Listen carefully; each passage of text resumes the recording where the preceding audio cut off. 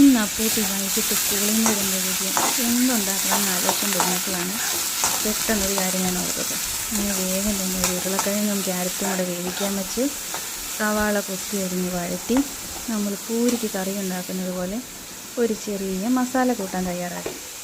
പിന്നീട് നമ്മൾ ചപ്പാത്തിക്ക് മാവ് കുഴച്ച് അത് പരത്തി ഈ നമ്മുടെ മസാല കൂട്ടം അതിലകത്ത് വച്ച് മടക്കി ആവിയിലൊന്ന് വേവിച്ചെടുത്തു. അതിനുശേഷം ചെറിയ കുറച്ച് എണ്ണയിൽ നല്ലതുപോലെ മുരിച്ചെടുത്ത് നല്ല ബ്രൗൺ നിറമാക്കി. വീഡിയോസ് കണ്ട് എല്ലാവരും ഇഷ്ടപ്പെട്ട് like, subscribe and share please. അങ്ങനെ ഇതാ മുരിഞ്ഞ സ്നാക്സ് ഇവിടെ റെഡിയായി.